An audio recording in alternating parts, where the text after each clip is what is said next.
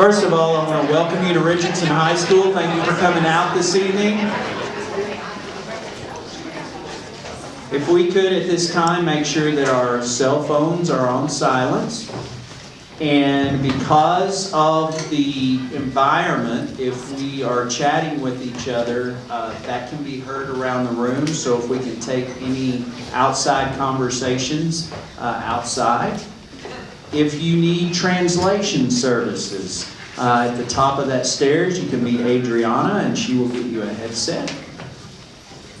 And just one last piece. I know that we were having some problems with some freshman PBLs. And I want you to know that we have set up a meeting for that opportunity next Monday night in the library at 6 o'clock. So if you would like to come discuss that, because this forum is about 2016 bond. We want to make sure that we are on topic. So at this time, I'm going to turn it over to our Superintendent of Schools, Dr. Wagner. Thank you, Mr. Bringer, and good evening and welcome. And on behalf of the district, I would like to tell you how much we appreciate you being here tonight. I must admit, it has been a long time since I've been on stage in a black box theater. But a great crowd here tonight, and walking in, we had kids all over the building. I think there's a Westwood concert over in the auditorium tonight, but a lot going on here. So I know it's a busy time, so thanks to those of you who are here tonight. We are looking forward to this meeting. It gives us an opportunity to share with you information regarding items that have been proposed for consideration for our next bond, which will be May 2016. But the more important part of that is tonight gives us an opportunity to hear your voice and to hear your thoughts and your questions and your reflections about some of the items that have been proposed. I do want to introduce some key members who are here tonight. We have 3 trustees. We have our board president, Kim Caston, who is a Richardson High School graduate.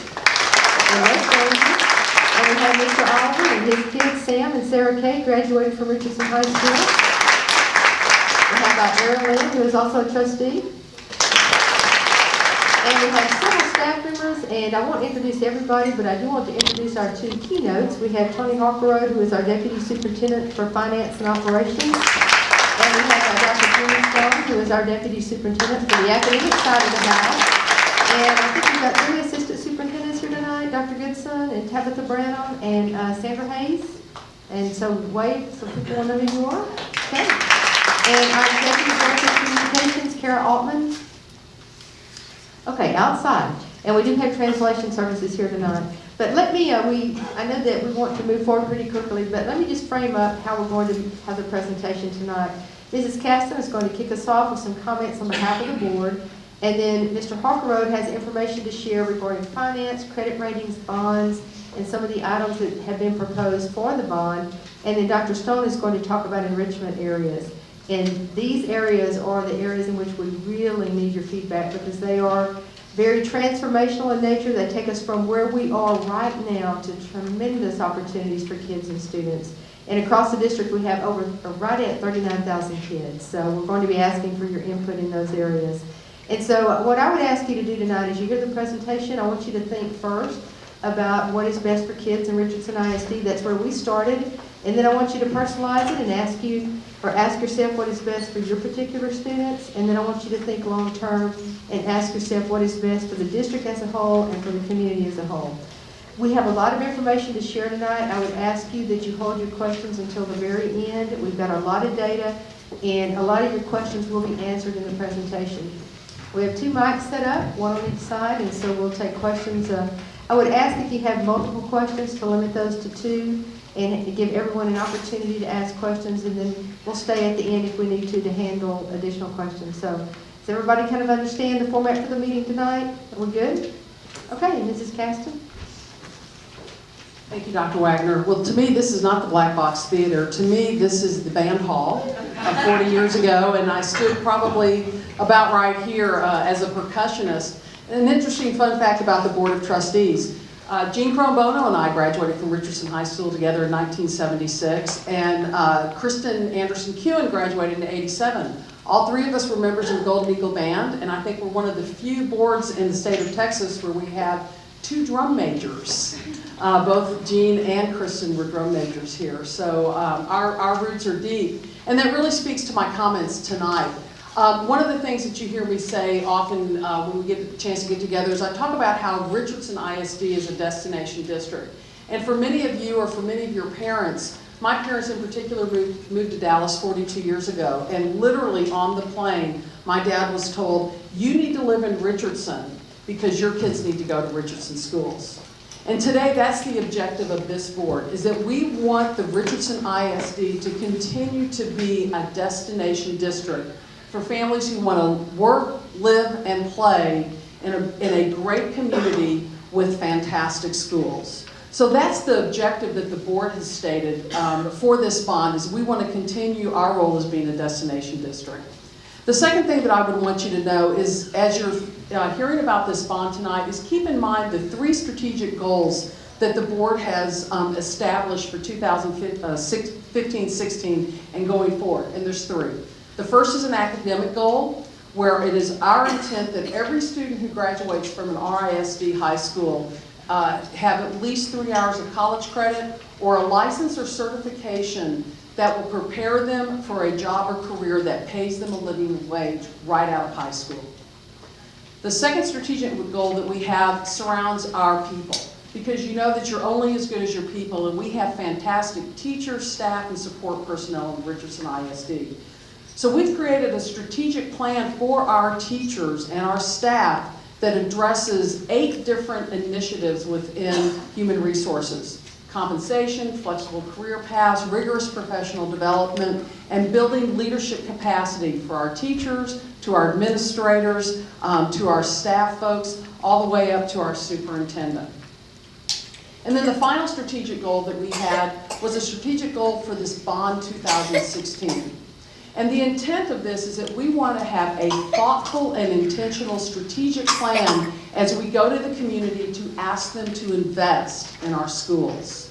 So we're embarking on, it's been over a year when we first started. We've collected data, we collected information, we benchmarked against best practices, we benchmarked against other districts. And at the end of this process, and we're also looking at our enrollment, because once again, we are turning over, and you'll see it, there's a lot of young families that are moving back to Richardson, so that we know that we're going to have to address enrollment, and we'll be doing that. So we're thoughtful and intentional about our approach to this bond 2016, as the board will call that in February, and then we'll call for election in May.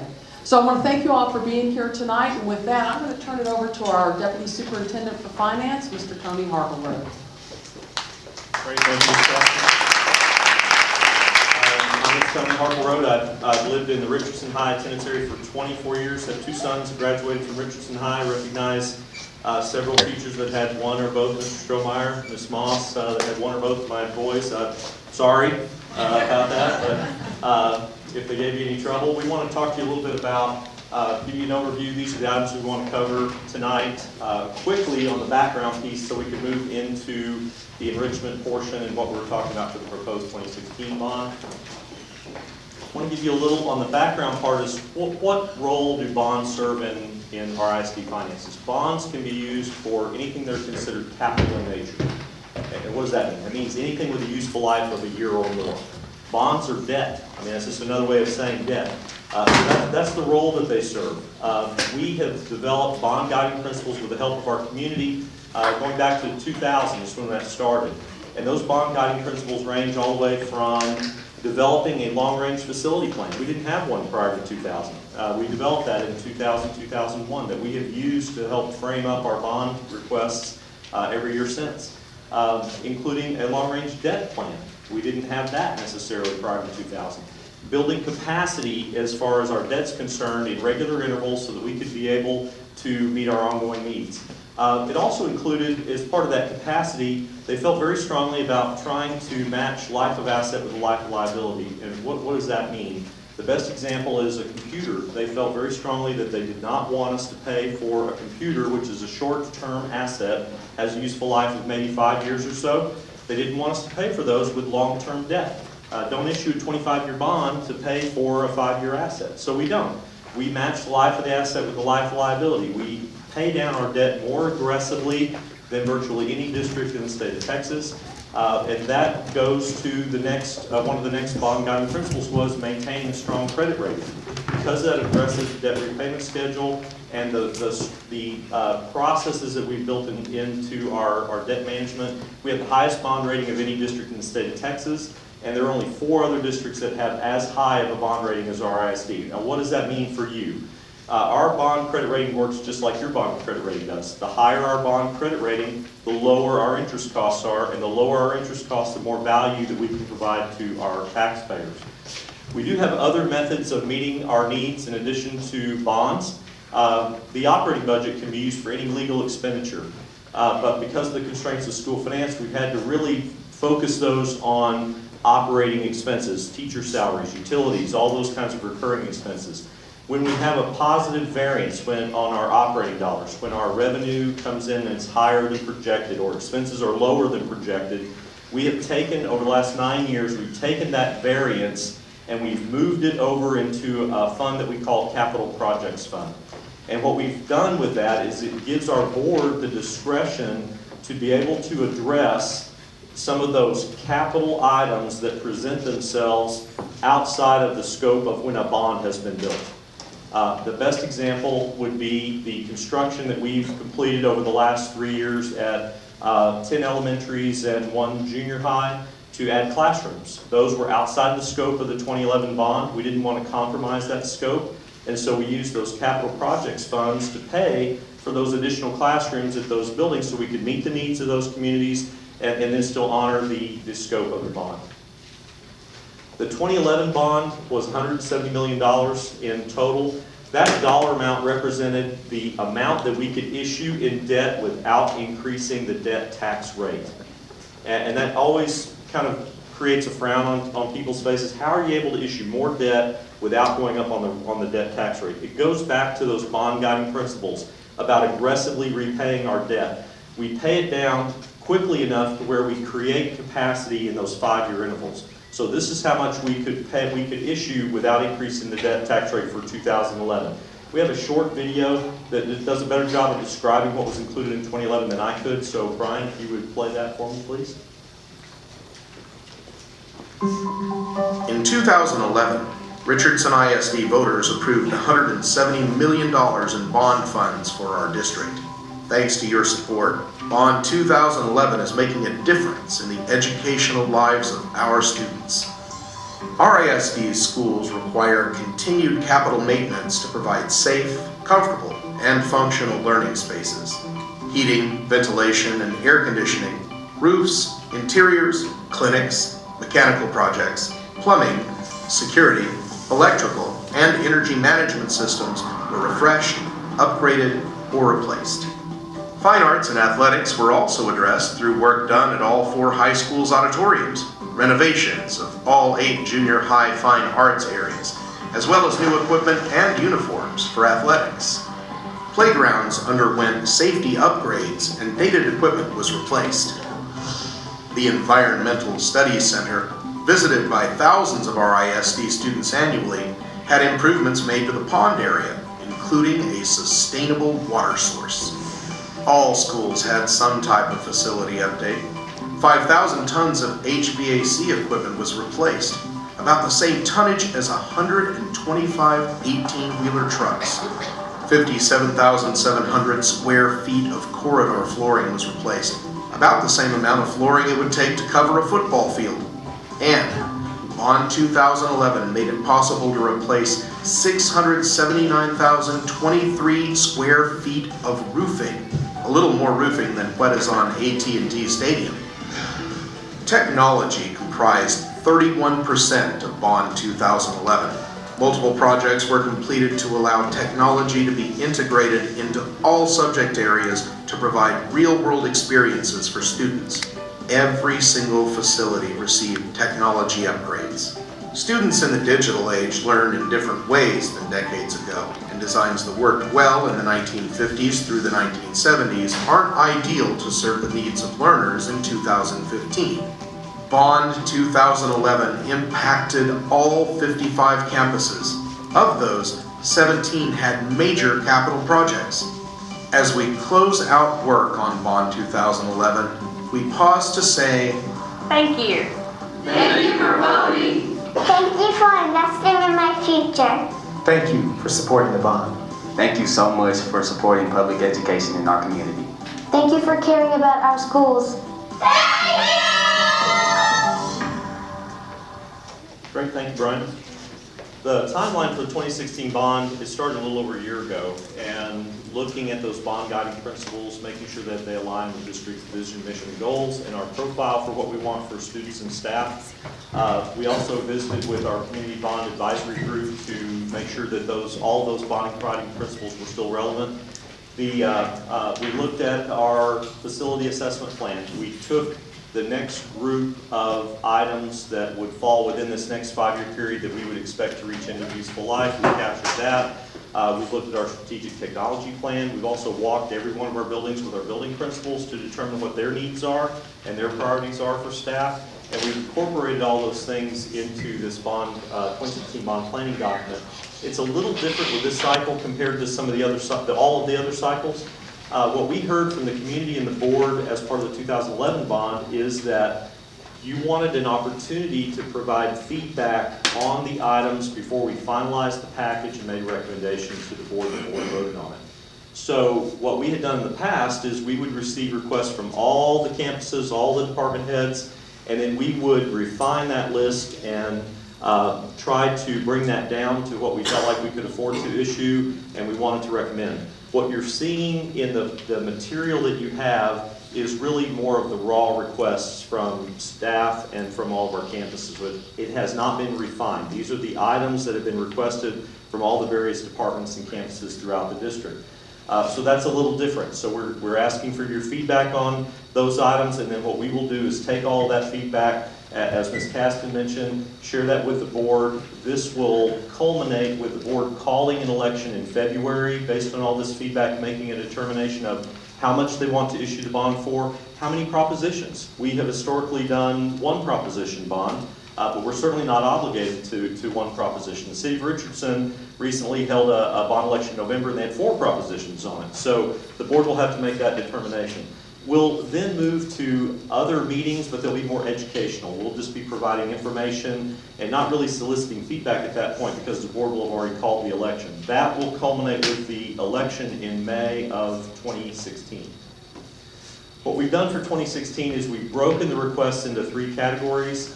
And you have the information in your handouts as well. We've also created scenarios for the bond.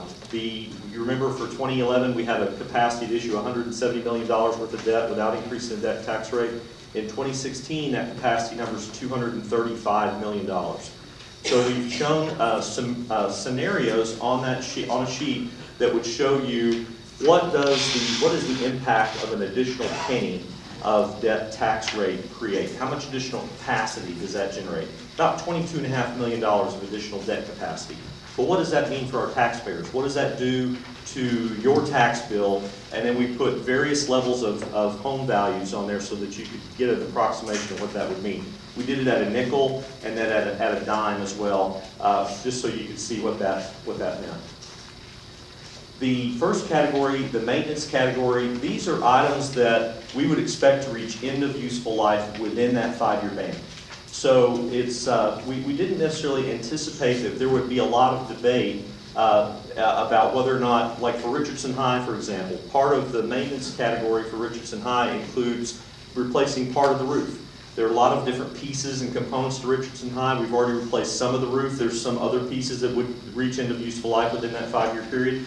We don't think most people need to debate whether that needs to be done or not. So we have a category that includes all those types of items, HVAC, electrical, plumbing, all those types of things. And we have a chart, because most people want to know, what does that mean for my campus? We have a chart that's available on our website that shows each campus and each major category of bond items so you can see what we would expect to complete at your particular school. It also includes technology in that cycle. We have computers, as I mentioned, that have generally about a 5-year useful life. Ms. Hayes and her team do a great job of trying to extend that useful life. So there, you'll see a category in maintenance for technology, but that's just to replace existing devices that have reached end of useful life or would expect to reach end of useful life within that 5-year period. It also includes other areas like athletics and fine arts, and a number of other areas too. I mean, mathematics, language arts, but we focus on these two not because they're more important than the others, it's just that they're more. Here with you tonight, this is an opportunity for us to listen to you, and we are providing a lot of information, but we also do want to have the opportunity to listen to you. We're going to do that through two ways. One of them, as we talked about, we have the microphone set up, and I'll talk a little bit about that, how we want to invite you to come up at the end of the night and ask any questions that you might have or give any comments about any of the options or anything about the bond that we're talking about. But the other way that we wanted to listen to you is through, hopefully you all picked up a small index card as part of your resources tonight. So if you want to get that out and look at that.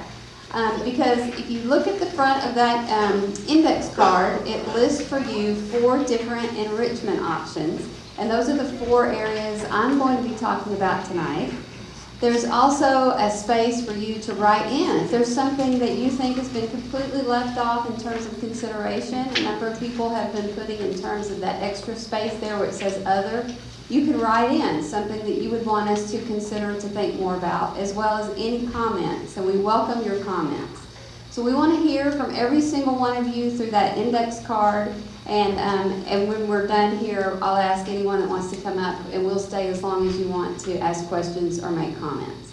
So I am going to talk about those 4 enrichment options that are listed on the cards. And the first one that I'm going to start with really is a great way to start because it is one that has an impact across the entire district. 100% of our students, every single one of our campuses, and that is the topic of technology. So we are going to start with a video that is narrated by our Assistant Superintendent for Technology, who is also here to answer questions later if you have any, Sandra Hayes. So, Brian? When you walk into our classrooms today, many of them will look like the ones that we entered when we were in high school many years ago. You'll see desks, you'll see tables, chairs, a teacher, the front of the classroom, sometimes still a pencil sharpener. We know that paper and pencil will still be used in our classrooms throughout the school district. With technology, though, we are bringing a new level of tool to the student. It allows equal access for all students. It allows them to have the opportunities to go out and research and find answers, and to be able to produce their own learning. So they may produce a video, they may produce a presentation for the classroom, they may produce a paper. We try to always bring in industry level software so the students get a real global perspective on what they're working on, and when they go out into the workforce, they will see that same software. In our planning for Bond 2016, we could put devices such as laptops, desktops, iPads, tablets, Chromebooks. We could add additional software pieces for our students and teachers. We could make a seamless transition wirelessly from the content on the devices to an interactive short throw projector for students to be able to see that content. So here you can see the dollar amount there at the bottom in terms of this enrichment option. And you can see that every single one of our schools would be impacted. So we would be impacting elementary, junior high, and high schools. And you can see that dollar amount there. And here is sort of what I really want you to hear about this option. We've listened to teachers about what they need to complement their classrooms. And you can see that our goal here is to really have what we are calling a standard classroom complement. So in every single classroom, we have 2,447 classrooms across the district. Every single one of our classrooms would have a standard classroom complement. So what that would allow us to do, and I'm on the instruction side, I work with curriculum and instruction, it would allow us to build in, as part of our curriculum, a real consistency so that no matter what classroom a student was in any one of our campuses, they would have the same type of access to technology, and the teacher would be able to know that they would have that technology in that classroom.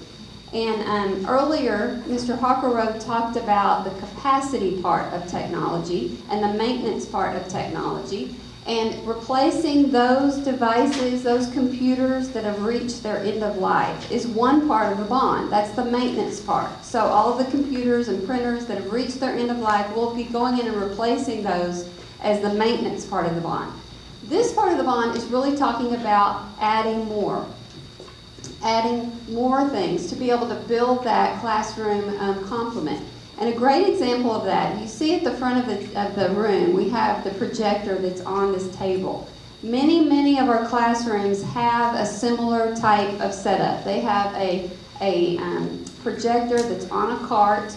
There's cords that go across the room. And if we were to go in to just replace what was existing, we would just go in and replace that projector on the cart. The enrichment option would do things like go in and actually replace the projectors in all of our classrooms with a short throw projector that would be mounted on the ceiling. And so that's just the difference in terms of what we're looking to do in terms of enriching this option, so that we would have, the goal here, the takeaway I want you to have, is that our goal is to put the right technology for the right purposes at the right time for every single one of our classrooms, every classroom across the whole district. Big impact for this enrichment option. The next enrichment option has to do with our library transformations, and we have a video here as well. Libraries are our largest classrooms in most all of our campuses, and so right now they're being underutilized, and so we want them to be a space that all of our students will want to go, that will be welcoming to them, and can really stimulate learning for all of our students at every campus. Our libraries have the potential to be an extension of our classrooms. And we know that children learn best when they are able to be active and engaged with the content. Bond 2016 would come in and really redesign our libraries to be places where students would feel welcome to come in and communicate and collaborate, and that type of learning would be both encouraged and supported. The transformation to these libraries would be such that we would come in and replace all of the furniture with mobile shelves that could be moved by our librarian to open up the space, smaller circulation desks that'd be very different. We would bring in different types of furniture like teaming tables, stackable chairs. The idea would be that classrooms could come in and transform the space to be very open and accessible to them to do different types of activities. So for this enrichment option, I think this one has a huge impact as well, because we would be looking at going in and to do renovations at every single one of our campuses across the district. The goal there to move what we would think of in terms of a traditional library into being a different kind of space that would really promote collaboration and the types of activities that our teachers say that they need a different space to be able to do the types of things. We've listened to our teachers in this area. What do they need? If you walk around a lot of our campuses, you will find, and we have a lot of students who are actually here, and you know how many times that you have to go out into the hallways to do the types of creative, kind of collaborative activities, because a lot of times the classrooms are just not conducive to those types of activities. And so, but the problem with that is that a lot of times students need access to technology, and they want to be grouped around in different types of tables and different types of settings. And so this would be, we would take, rather than be able to go in and do that in every single one of our classrooms, because remember we have over 2,000 classrooms, we've decided, landed on in terms of this enrichment option, to possibly be able to go in to the most convenient, largest classroom in the campus and to do transformation to build in a dynamic learning environment at every single one of our campuses. So I have a few pictures. Again, you can see the dollar amount there. This would be, again, every single one of our campuses at the $23 million mark. And you can see the types of transformation that would occur to make them more adaptable and flexible. Change out the furniture, change out the shelving. The books are not going anywhere. This is a former English teacher talking who loves to have the surround of books in this type of environment. But it would allow for classes to go in and to really access this space in a different kind of way. And I will tell you, as we've been talking about this enrichment, this has been the one that I think has been the hardest for me to convey. This has been the one that's been the hardest. So if you have some questions at the end and you want to hear some more about that, please feel free to ask those questions, because in this limited time it's hard to get that one across. But the idea here again is to build in a dynamic learning space in every single one of our campuses for multiple uses, and our teachers have asked us to include this. The third enrichment option has to do with career and technology education and an expansion of JROTC. Career and technical education used to be called vocational education.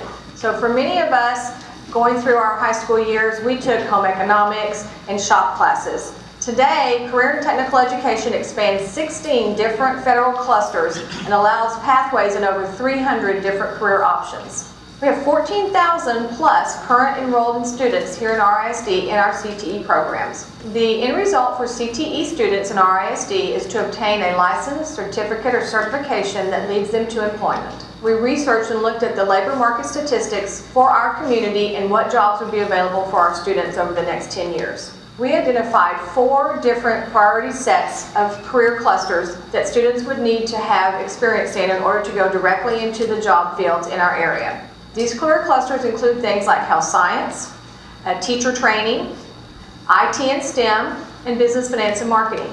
Most of the CTE courses require a unique facility in order for the job skills to be obtained by the students. So there is a recommendation to renovate the existing classroom space at Berkner High School and Pierce High School, and to build some existing spaces at Richardson and Lake Highlands to accommodate the required coursework that the students will need. We would like to expand the junior ROTC program to the remaining 3 high schools in RISD. We have 1 unit currently active at Berkner High School with about 105 students currently enrolled. While it is associated with our military, it is a leadership development program for students. We would designate a classroom, renovate if necessary, and then provide all the equipment and uniforms that the students would need to be successful in those programs.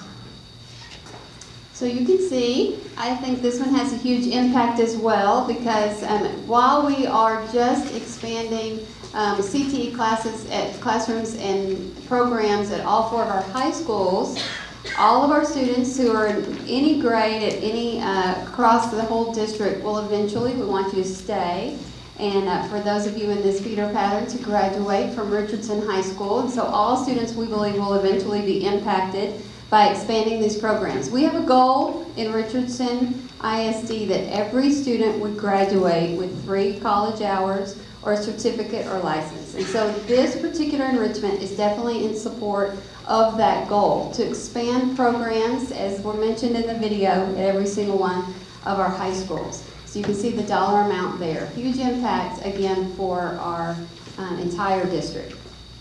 The expansion of JRTC, again, would expand JRTC here for Richardson High School and have that program offered to all students at all 4 of our high schools. And this is based on a lot of input that we have, because we do have a successful program at just one of our high schools. We want to provide that to all students across the whole district. Huge, huge benefits for JRTC in terms of those students who participate in that program, in terms of scholarship offerings, in terms of what it will do for them if they decide to go into the military. I recently learned that if a student is in JROTC for 3 years in high school and they graduate and go into the military automatically advances them in 2 ranks and 2 pay grades. And so this is an opportunity that we do want to provide if this is something that our community wants, to expand that at all of our high schools. You can see the dollar amount there for that expansion. And the last enrichment option that we'll talk to you about is about our multi-purpose facility. And we have a video that is narrated by our Director of Fine Arts, Jeff Bradford, and our Director of Athletics, Bob Doobie, and they're both here tonight. I think the first thing that you're going to see is you're going to see an opportunity for there to be 4 walls and a roof and a cover ventilation system that allows kids to either stay warm or to be able to stay cooler than they would be if it was in August and we were outside, either on a grass field, astroturf field, or a concrete field. You're going to see an opportunity to be able to segment the practice facility into different arenas for multiple groups to use at the same time. Currently, our marching bands rehearse on concrete practice fields, which are parking lots at each of the 4 campuses. 90% of the time they're on there. When those marching bands start in June and work all the way through the months of November, the pavement's getting as hot as 125, 130 degrees when you take a thermometer out there. And then you speak in regards to our drill teams, to our cheerleaders, to our country and western dance teams. they're basically using whatever facility they can get into, whether that's juggling inside of a gym, whether that's trying to get outdoors. But currently the situation is we're trying to find the best place to put folks, and that's either outdoors for many of them in a parking lot, or that's indoors on a gym floor for the most part. We lost last year due to the elements over 160 competitions or practice opportunities. And to make those opportunities up, sometimes we have to be very creative. We may get on a bus and go to other facilities, or we just didn't get to practice. What educationally this would do for us is allow us to practice more groups at one time to shorten that work day. The actual facility that we're looking at is a rubber field, softball field, a baseball field, a soccer field, many things to reach all aspects of our 17 varsity sports. All those team sports are playing on something that has a GMAX rating that has been approved to prevent concussions. So we're putting them in an environment that is safe. We're not new in requesting this. There's over 50 of these in the immediate North Texas Metroplex area. You know, I could easily see walking in, seeing a 300-member marching band practicing. I could see right next door, you've got a full athletic opportunity for strength and conditioning.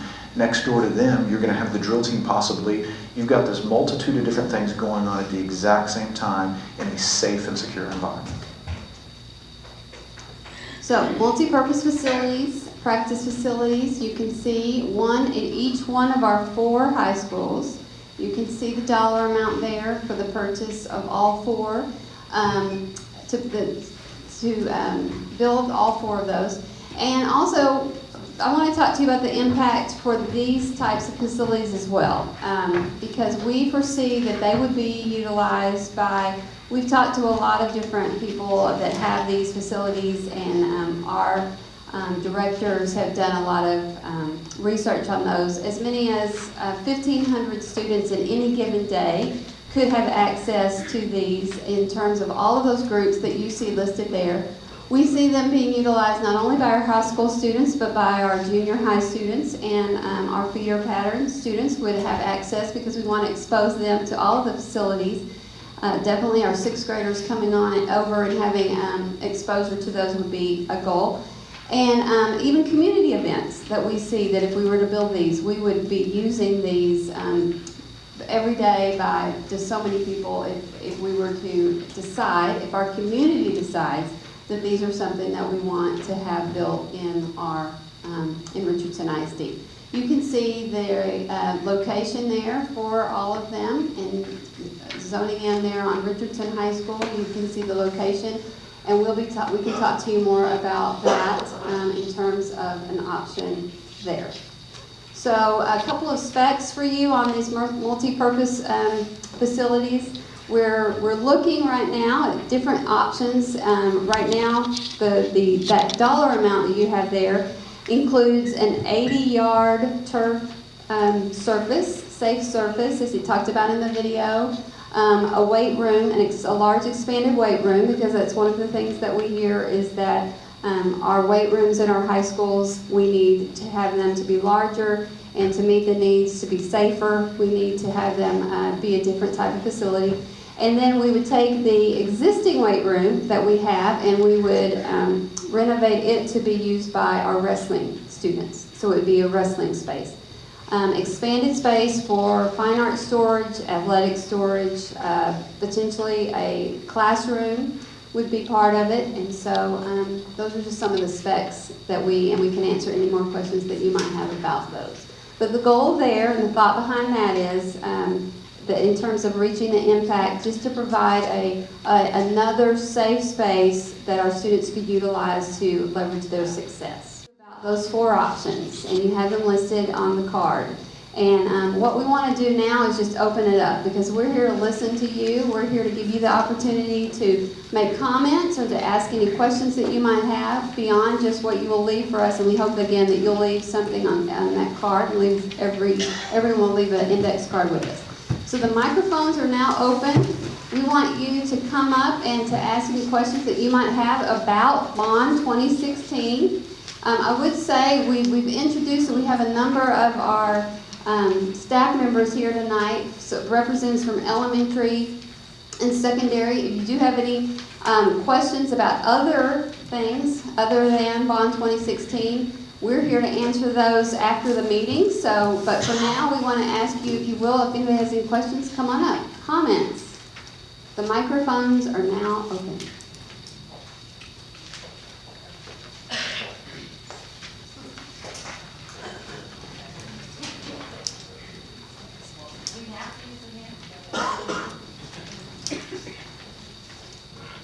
Well, since we were just talking about the last one, the multi-purpose facility, are these, there's two questions. How safe are these? Are they extremely permanent? Do they have a foundation of concrete? And what's their roofing like? And the other one is, how is that going to be determined how much is used by the fine arts and how much is used by the sports? You want to answer one? The code requirements in the city of Richardson and city of Dallas, it would be a permanent structure. And so it would have structural steel, would have a foundation. The exterior would be masonry construction, is what city of Richardson requires. And it would not be an inflatable building. You know, you see some of those that it really looks almost like a tent, and that's not what we're talking about at all. It would be a permanent structure. Does the pictures kind of look like it was just kind of steel? Right. No, ours would be a permanent building with real walls, and it would be finished out and completely. And then as far as the safety, certainly Mr. Doobie can speak to that, but the flooring would be a surface that would help prevent concussions. It has a certain rating to be able to do that. And then what we've included in the specifications, and Mr. Doobie was very clear about that. The length and the width are wider and longer than just the field itself. So on the length, for example, you have the 80-yard field plus an end zone on either end, plus a 10-yard buffer, and then a padded wall, so that you would prevent someone from hitting that wall. On the width, it's the width of the field plus a 10-yard buffer on either side for a safety zone for students. So only one team could actually practice on, because it's one field. Well, it's one field, but it has drop-down netting that you could have multiple groups participating simultaneously on the field. Well, if you had a soccer team, how would that be? And I don't know if Bob, if you want to provide any additional details about what your vision would be on the use. And also the second question about, the second part of the question about how would you schedule and who would have access. I think I could probably say, well, I don't know, I'll probably do that, but the scheduling piece is just like we currently do. Our fine arts department they're using the turf field currently. Okay, so just added another turf, and when the elements get involved, you're looking at, there'd be scheduling. I can anticipate probably the football team using the facility probably far less than any other team. In regards to your question, how many could use it? My vision would be separating the field into 4 quadrants. You'd have nets that would come down for safety. You could divide it in half and then again down the middle. So you would have enough room to put 4 different groups out there. That would not accommodate the band. The band would need the entire facility when they were doing their particular deal. We're hoping to be able to have a weight room, a new weight room in the facility. So envision a weight room, a group in the weight room, possibly 3, 4 groups on the turf. There's a classroom we're hoping to have in it that would provide the academic part of it, either tutoring, preparing mentally for whatever the task is that particular team, that would be shared as well. So it could be a rotation type thing. We envision lots of groups being able to go out and use it and shorten that workday over the course of time to where kids can get home sooner. They can get home sooner, quicker, and finish their end of that day. We could see it being used 10 hours a day easily and accommodating the needs of so many different groups. I mean, would you try to even out it to 50% fine arts and 50% athletics, or just? Well, I'll be honest with you, fine arts probably would have it when they wanted it based on the time of the day that they would use it. It all depends. to say that, I mean, we've got 17 varsity sports. You don't have 17 varsity fine art groups. But to say that it would be used and they would be considered every single day, they would have a slot. You have to realize that in an athletic perspective, the groups that are in off-season, they can only be there during the work day, during the school day, their athletic period. So they could get in, get out, and then they could be before school, after school, the teams that are in season, and the band could be before school, after school, and during the athletic period. So it just depends on meeting the UIL regulations and following those guidelines and accommodating everyone. And I think it could be done very, very easily. Just one announcement, we have translation services going on, and so everyone is going to need to use the mic for questions and then use the mic for answers, just so that we can have the translation services. Thank you.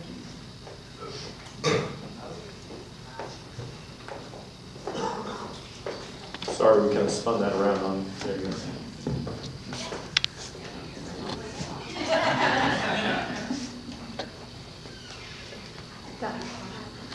My question also is regarding those facilities. My understanding from participating inside RSD is that the actual outside turf fields, I think they would like you to move just a little closer to my, thank you. the actual turf fields that we have, we've been extending their life, and that in the very near future, they need to have maintenance and possibly be redone. So by doing just this indoor practice facility, are we cutting ourselves off at the knees for something that we need as well? That's one part of the question. The other part of the question, for the country western dance teams that would participate or practice in these facilities, it's great to have a place where if someone's dropped, they don't get a concussion. I understand that. But is there also going to be any sort of wood flooring so that when they are trying to do maneuvers, that they can slide and that it's not just a sticky kind of turf situation that wouldn't necessarily be a full benefit to them?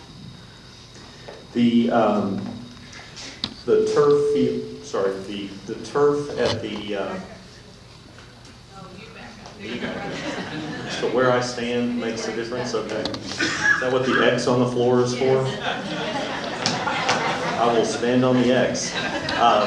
The turf fields that you're referencing, Coach Doobie has done a good job with the vendor in trying to maintain those, and we really are a little bit beyond what would normally be considered a useful life for those, the turf fields that we already have. So we have included in the maintenance category under athletics replacement of those existing turf fields. So I don't want you to think it's an either or. They're both included in the number. And to answer the second part of your question, certainly Country Western dance team would be able to use the facility for practicing, but if they needed a hard surface, there would not be a hard surface that would be tall enough that would be included in the indoor practice facility. They would need to use the gym or dance studio or other facility within the existing school. Yes, sir? Okay, a couple of these questions are kind of all over the map, so I'm just going to not adjust that. First question is that a lot of this on the bond listening tour was presented as options. So are the options mutually exclusive? Or can you do 20% of one? And I'm not sure how because we're asked to prioritize them. Right. They are not necessarily mutually exclusive. Everything on the list could be included, or none of the things on the list could be included. It's really up to the community ultimately when you vote, but it will be up to the board when they call the election and to determine what gets included. But they're not necessarily mutually exclusive. Okay. I said these were random. That's okay. Who's the demographer that we used? We use Templeton demographics, and we have for a few years. Okay. As far as the pricing that's been presented, I assume that you have different consultants and stuff involved. from a construction standpoint, from a equipment standpoint. Who's responsible for bringing all those together? Are they adjusted for inflation? They are. Talk about that a little bit. And you're right, we have different resources that are available depending on what the type of item would be. Facilities, for example, we have a licensed architect that's our executive director for facility services, and then he works with a pool of architects and engineers that we have available to try to pull together the pricing estimates. And what we do is, depending on when we would anticipate that construction occurring, we adjust those figures for inflation.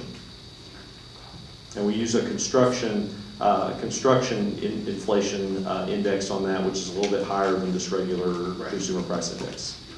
Okay. This one's more just kind of my opinion, but I think it's probably supported in educational stuff. You mentioned that there's 2,447 classrooms, and that the idea is to enhance them so that they were all the same. And my question is that really what you want to do when learning needs are different depending upon, kindergarten, elementary school, junior high, high school?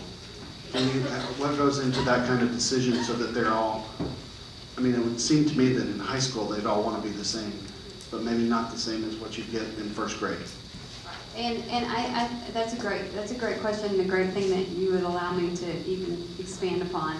I think that not necessarily that there would be exactly the same type of device that you would have in elementary that would have in high school, but that we would have the same type of standard projectors and things so that teachers could plug up any kind of device and the projector would be just accessible, and there wouldn't be cords and those kinds of things in terms of that kind of thing. But our assistant superintendent for technology is here. I want you to just talk a little bit about the different types of devices that you think will complement instruction across all the different curriculum areas. Sure. What we see right now with research is that, for example, K2, they do a lot of touch technology, so they do a lot of tablets with touch. We hear our high school students tell us they really need laptops with keyboards because they do a lot of research and they need to produce a lot of material. So we look at the curriculum tells us what they need as far as delivering the content, and then we hear from our teachers and students about what devices they want. So it will not look the same K-12, but the devices will be more if the enhancement is a part of the bond, so that we can add additional devices besides what's already out there. And as far as the projectors go, we have projectors in all of our classrooms right now. Every classroom has it, but we couldn't mount them all because of the way our ceilings are done. And now that the new technology is out with the short throw arms, those are put on the walls so that we could put those in all of our classrooms. Yeah. Did that answer all of your questions? Did that? Probably not, but I'm not ready to ask all of them either. Okay. And we're here if you want to talk to us individually.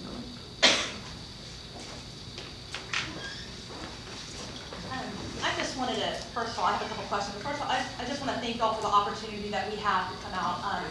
And I, whoever said anything in the education is from, 8 to 3 is funny, because I know teachers spend so much time, and so do y'all. And I really appreciate the opportunity that y'all do for this, and for us, to come out and ask questions. And my son had a question, but those little sneakers took off because I was going to make him come up here and ask it.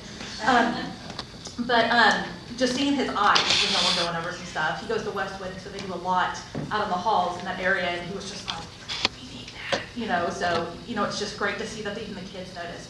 I do have 2 questions, just simple little questions, but one, so at Richardson, and you're going to open up the libraries, the special libraries. We have rows of computers. Would those go away and they use more laptop? How would that work? Because I asked that because I know we have a lot of families that maybe do not have access to computers, that they come in sometimes to check focus or something like that. Would they still have opportunities to do that? Yes, there will be a lot more devices that would be accessible for checkout, that would be accessible for students to use when they're in those spaces. Sandra, in terms of those computers on those tables, would you want to talk about those going away or staying? Those are going to go away. We're going to put mobile devices in all of our libraries. But we will have stations available where students can plug in, device bars where they can sit and work and plug in. And so that will, the research and the devices will be there. They just won't be permanent, and it won't be hard wooden surfaces that are stuck to the floor. So it'd be very flexible, very mobile. You can redesign it based on the needs of that day. And my only other question was, in the facility, for some reason I thought that I heard when we first started this, was there going to be a track inside? There is not a track included in the current specifications. All right, that's it, thank you. And if I could, I know it wasn't a question, you can go ahead but you mentioned, I'm glad you mentioned West. Part of what's included in that number for the innovative learning space, it's not just the libraries. At the junior highs, it would also include creating an additional space within the building that would create an infusion of technology. And West, for example, already has that. And I know you're familiar with it, the foyer right there when you come in the front door. They've done a really good job of making that an additional instructional space, but not every campus has that. Westwood, for example, they have a very wide space right outside their cafeteria that kids are already using. There's just no technology or no equipment there. And so it would be going in and adding technology and adding equipment to spaces like that. At the high schools, it would create 2 additional spaces on top of the library for that type of learning to go on and some additional technology. So glad you brought that up. Yes, ma'am. I had a couple of fairly simple location questions and then another different topic question. The multi-purpose facilities, you said Mimosa between Cherrywood and Elmwood. Is that where the soccer field currently is? It is. Okay, so it basically replaced the soccer field. Would it encompass the parking lots around it, or how's that, I mean, has that been settled, or is that more up in the air? That is the tentative location with the current configuration and the current total square footage that's included in the request would just clip the northern part of that parking lot that's just south of the practice field. Okay, okay. And then another question about location. You said that you were going to add 21 classrooms to Richardson High School. Is that correct? Correct. Did I? Okay. Where would those go since RHS is so landlocked?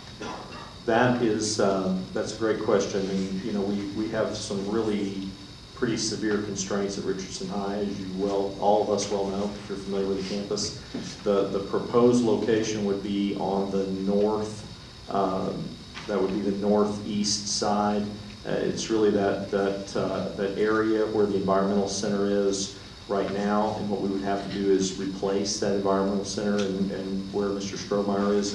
And so what we would want to do when we get to that point, if this item is included and it passes, is we would then work with Mr. Bruner and the community to develop the design, finalize the location, make sure that any space that we were having to take out, that we can replace that space. We've got some of that space in that corridor back there is single story, and so we'd be going vertical with that space and adding at least a second floor onto it and trying to capture more usable space. So a net gain of 21. We don't count replacing the environmental center as part of that 21. We would have to do that plus the net gain of 21. And that's why the dollar amount for Richardson High is a little higher than the dollar amount for Lake Highlands High. Even though we're adding more classrooms at Lake Highlands, we're having to, just because of the configuration of the space, we're having to spend a little more to be able to affect that construction.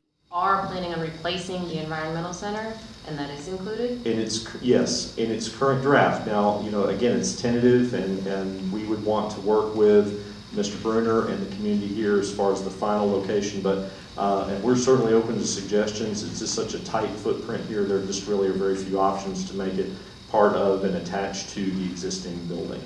Certainly, certainly. So if we don't have room for these classrooms and we're taking away or putting them where the environmental center currently is, how would we have room to replace the environmental center somewhere else? Well, we do. It's going to be utilizing and maximizing the use of that space that's on the north side of the building between the main building and the automotive center. Okay. And then my last question, has to do with the JROTC, which I don't know much about that program, but if it's affiliated with the military, why isn't the military paying for it? Why do we have to pay for it? Actually, when we first began the program, we had to establish it, and then after that time, the military will come in and they'll pay about, I'll let you talk about it. So it's really not, because it's a leadership and character program, the military will pay for the salaries of our instructors once we have established our units. It's several years into that. But the district pays for, it's a curriculum, it's a credit-bearing class for the state, so it's part of our educational program. It's not part of a military program. We don't recruit for military, it's not associated with that at all. Thank you for softening the blow for my question. I'm Mr. Strohmeyer. That building is on top of my classroom. So I've lost a lot of sleep, and I've had a lot of concerns about what the future holds for my classroom, where I've got 1/3 of the senior class walking through our classroom. Your son's walked through my classroom. He's got those 3 hours of college credit at work as well. I looked it up today at 4. Thank you. And there are 2 classrooms in there, so there's your 20 classrooms. The greenhouse, I consider a classroom. Our gardens is a classroom. Our outdoor lab tables are a classroom. Our pond is a classroom. All that work area, every square foot is used for a classroom. So when you step out in that area, that's half my world right there. And I'm not sure really what to say. I have a whole story. I could give you every single point that's going on.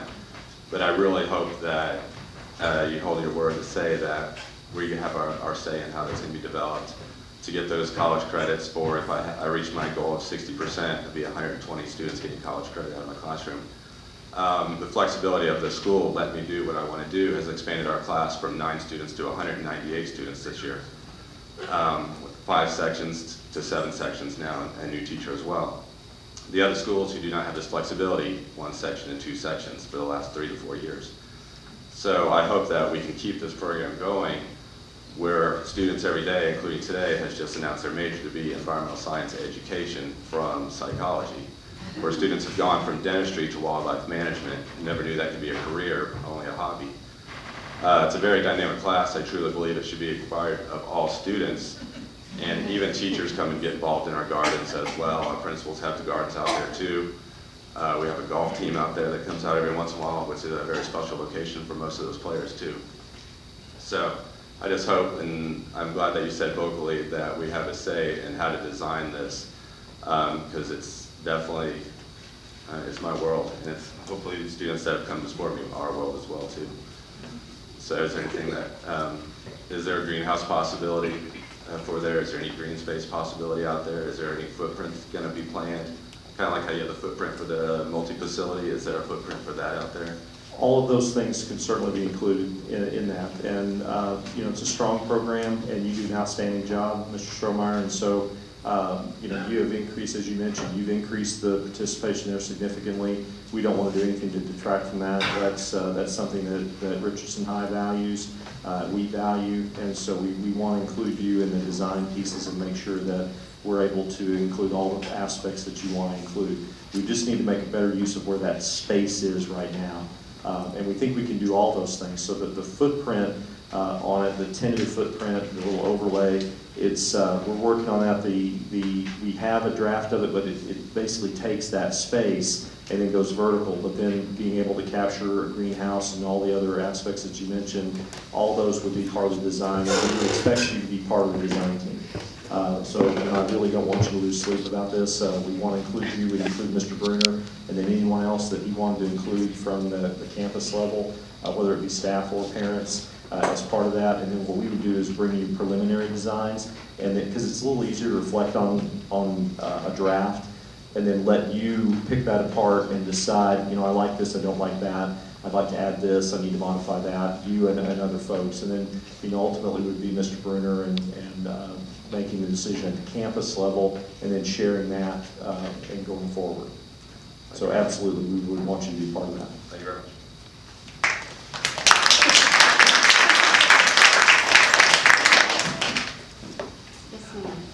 I'm gonna be like the dog with a bone here and go back to the environmental center.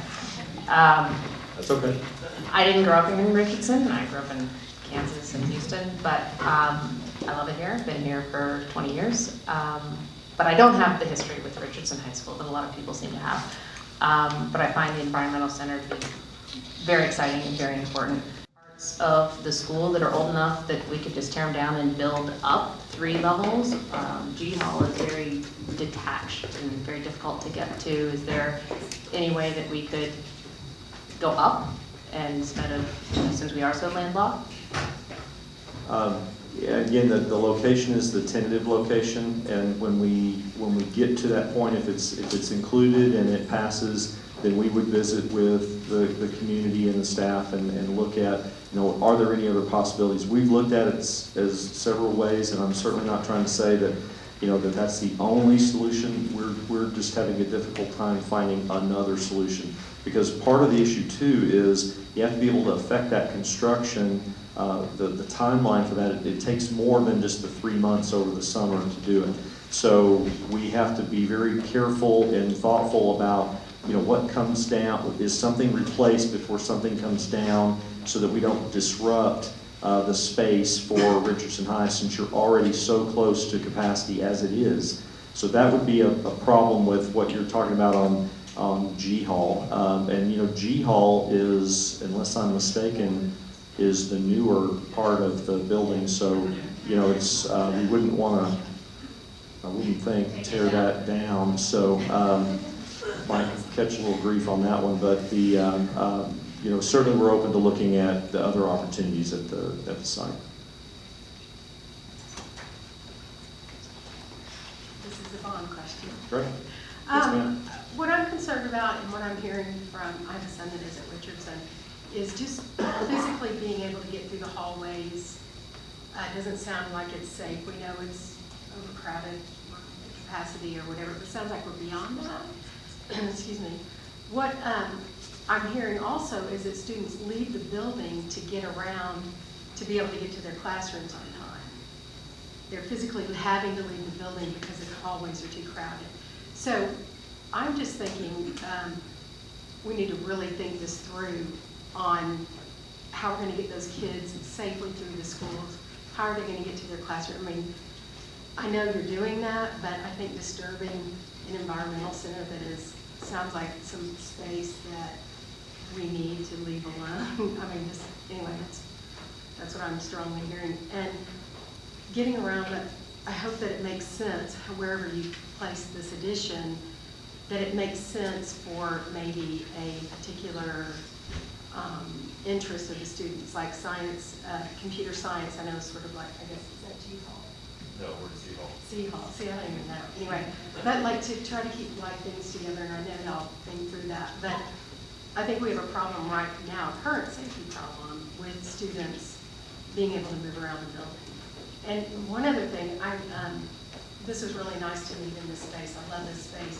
But I was over at the auditorium to see my daughter warm up for her choir practice. And on the front row, and I took pictures, all the seats are broken, and safety, it's a safety issue. And I was talking to someone about it on Richardson ISD Politics, and they said that it was in the 2011 bond to redo the theater, but the seats, I guess, were not replaced or whatever, and that wasn't part of it. But they were at Lake Highlands. I mean, I don't know if that was part of bond money that seats were replaced at Lake Highlands or whatever. But I really, I guess somebody needs to put in a work order or whatever, something. And I'm not sure if you have that in the bond 2016. And I'll look at the list. But I just want to make sure that you're aware that right there on the front row of Richardson Auditorium is, high school auditorium is broken seats, not safe. And we talked about that before. Right. So. Let me go to the first part of the question. Has everybody been in A Hall during passing period? Has anybody not been in A Hall during passing period? It's busy. I mean, there's no question about it. What we think will happen is by creating those additional rooms, it gives Mr. Brenner and his staff more flexibility in master schedule and more flexibility to try to address flow better than they can right now.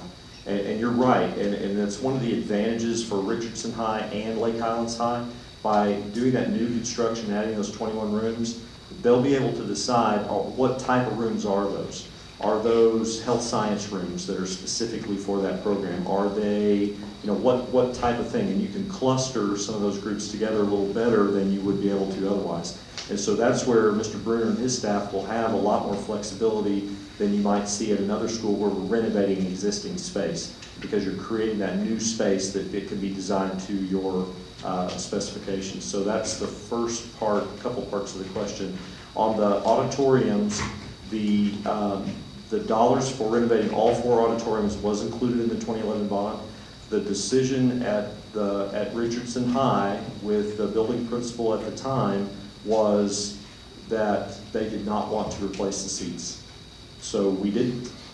We tried to honor their request. That's why we did replace the seats in other auditoriums, but it was Mr. Pickett when he was here, and he felt very strongly about trying to maintain some historical perspective in there and wanted to do that. So what we ended up doing is cannibalizing some of the seats in the balcony to be able to address some of the seats on the lower level. And certainly we can look at that again, and if we need to do something, we certainly want it to be safe for staff, but there's nothing included in the bond to replace those seats again, since we just came into the auditoriums. Okay. But we If can that address. If we could suggest that. Certainly. Okay, great. You bet. Thank you. You bet. Yes, ma'am. Okay, I have one other question regarding this year at Richardson. It's been agreed that there's not a space large enough for all of the students to congregate for pep rallies or events. And so we had to utilize the outside football field for that environment. Is there any thought in repurposing the gym and possibly adding a larger gym in between where that automotive space is and the environmental space, and turning the gym into classrooms and utilizing that as a possible option? Because it sure would be nice for all of the freshmen, sophomore, junior, and seniors, and if there's visiting alum or if parents are coming, to have a space that is conducive to the population of the campus. And if you are knowing that we are going to be expanding and busting out of the seams, we're going to need a larger space, even more so. Certainly, we can look at that option when we get to that point and sitting down and visiting with Mr. Bruner and staff here. So I wouldn't want to rule that out. I will tell you that one of the things just off the top of my head that would be a little problematic with that, the problem with taking that big open space in the gym. Sorry, I need to stay on my X. Why am I the only one who has to stay on the X? Everybody else gets to move around, I have to stay on the X. What's up with that? I think y'all are just messing with me. The problem with that big open space is that there's not the structural steel in there to be able to support turning it into a two-story space. So you're for all practical purposes, you're going to tear it down. Is what's going to happen. So that creates some problems too about, it goes into that timing and making sure that you replace space before you tear down space so that you don't disrupt programs for the school. That's going to be a really very critical issue. So when we get to that point on the design side, yes, we can certainly look at it, and we have to weigh the pros and the cons with that. Yes, sir. Yes, sir. Ms. Reynolds? My question relates to the technology initiative and its role in the new teaching strategies in the district. A worldwide organization called the OECD conducted a comprehensive study across something like 19 countries, and it was about the use of computers in the classroom.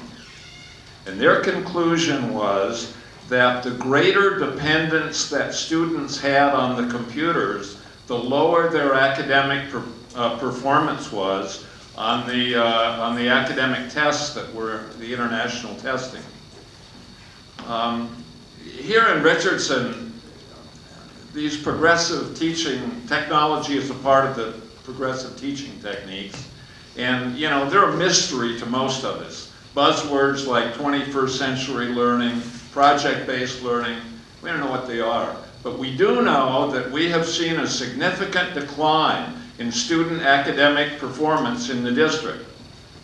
And so my question is, you know, how do we prevent from getting all involved in the euphoria of all of this new stuff?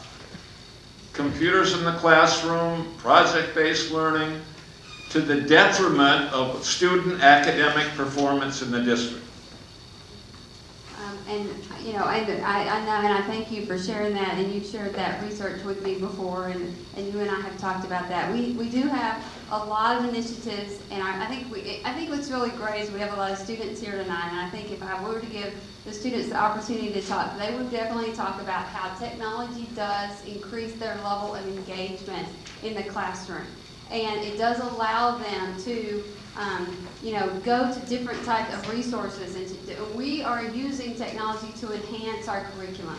But we also do have a lot of things in place. We put a lot of things in place this year to really focus on those kinds of basic things to do with our curriculum that really are very, very important to you, and they're extremely important to me, to all of the educators, and definitely to our leadership and to our school board. And so I think all of that together, but in terms of really the technology, it is about, we listen to our teachers, we listen to our students, and we hear from them that technology does complement the types of lessons that they are wanting to engage their students in, but at the same time, we are still very much focusing on the core curriculum that's important to you and to me. I guess I would just submit to you that I would question the replacement of the teacher as the authority in the classroom with peer-to-peer education, with self-education. I would submit to you that Ms. Caston and Mr. Oliver and Mr. Lynn survived Richardson High School without the benefits of the progressive teaching strategies that are being put in place today. And I thank you, and I would say though that I still believe the most valuable resource in the classroom is our classroom teacher, and I stand up for our teachers, that we have phenomenal teachers at this school and all across the district, and we work with them, but we see technology as just a tool for them to utilize to increase engagement for our students. So thank you, Ms. Grimes. My question is regarding the increase in capacity at Richardson High School here. Do we have the same, almost the same problem at Pierce? The Pierce is very close. Instead of tearing down that gentleman, environmental center, you know, and building 21 classrooms, can we allow some students to be going to Pierce so that, hey, instead of building 21 classrooms, we maybe can build half of them, 10 of them, without destroying this man's dreams?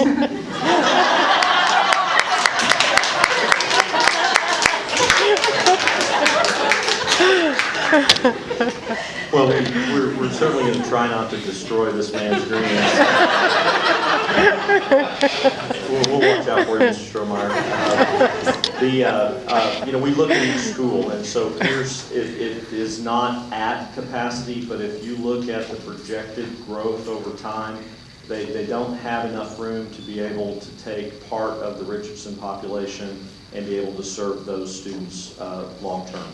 And certainly we're not looking at redrawing the attendance boundaries there for the high schools at all. So we do look at each one of those. And I failed to mention earlier when the gentleman asked about the demographer, we did it last year, and we used the information from last year to help formulate our plans. But we'll get an updated demographic study in January 2016, and so then we can incorporate any of those changes in the demographics can be folded into the bond proposal. So if we have other schools that we need to add on to or address, instead of using those capital projects funds, then we can address that as part of the bond. Yes, sir? Hi, I want to also echo the thank you for this session. I appreciate the amount of information that you all are providing and the opportunity to have a voice in this process. I want to speak specifically about the multipurpose facility. I want to say thanks for including fine arts in the vision for that facility. I'm a Richardson grad. I was in the band. I remember countless hours of rehearsal in this room when it was the band hall. And it's been great to see the expansion of the facilities for fine arts. And I see the need for the multipurpose facility. My concern is the fact that we live at Mimosa and Cherrywood, so this would be literally across the street from our house. And relative to the other high school campuses, they have a lot more ground space. This is a very large facility, and looking at the numbers, to fit on that practice field. And so I have, I guess, two questions then. The first question is, what would be done to make sure that it would fit in that space in a manner that doesn't overwhelm the space? This neighborhood is really experiencing a rebirth, and Mimosa really is a gateway to the Arapahoe Heights neighborhood. And for a 55-foot tall building to be extremely close to Mimosa would be overwhelming, not just for those of us who live adjacent to it, but for those who are coming and going through the neighborhood every day. So that's one part of it. And the second question is there a way the facility could be oriented so that it can be somewhat set back? I know you've got the stadium to contend with on the west side, you've got west to contend with on the north side, but I'm wondering if there could be some kind of reconfiguration of space to make sure the facility isn't, right up against the sidewalk and is much more overwhelming to the surrounding neighborhood than it would be at the other three high schools. And we share your concern on that. That was one of the first things that was discussed when this was proposed is, and I'm not trying to joke or make light of it all, but, the thought of it blocking the sun, for people that live right across the street from it. So we are looking at the specifications for it. Currently the eave height on it, the side height is between 30 and 35 feet.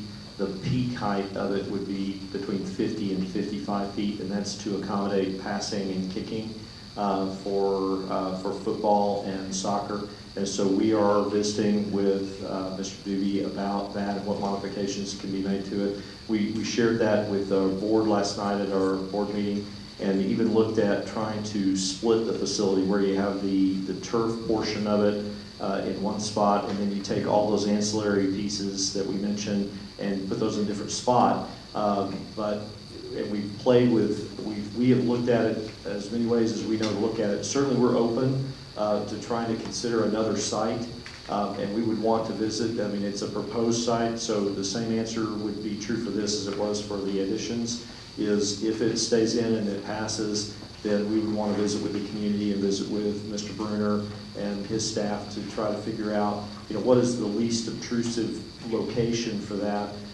Can we adjust the height? Can we adjust the length of it a little bit? Can we split off those other pieces, and can you fit that in anywhere else and still make it a viable facility that kids have ready access to? But that is a concern. As far as things to buffer it, we would definitely want to take as far of a setback as we could from the property line, and without compromising the stadium and getting into any of the other facilities. So we'd certainly want to push it as far back as possible. It would be masonry construction, so it wouldn't be just a big metal building.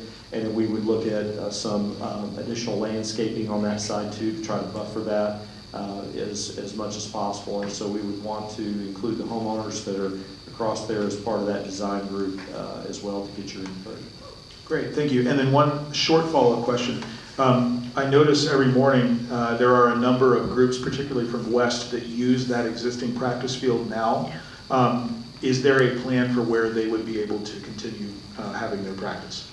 Well, we would envision them continuing to use that field. So it complicates things just a little bit here because of the proximity with West, but it creates an opportunity for West students that other junior highs would not have. So that would have to be coordinated into use of the field, just like they already coordinate use of the B field on it.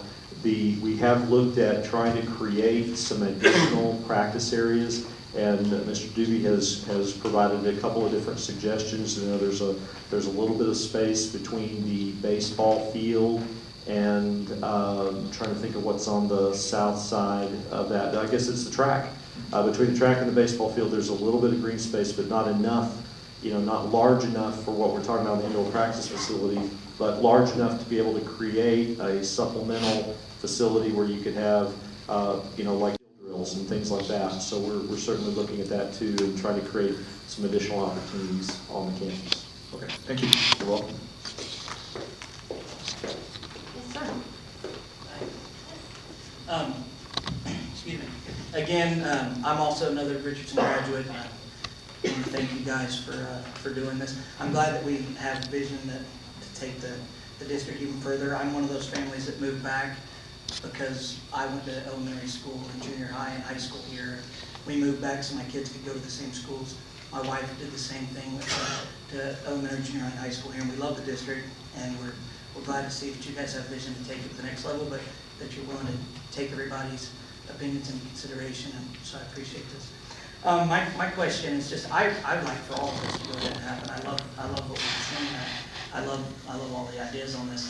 But earlier it was asked, how is 20% of it going to go, or all of it?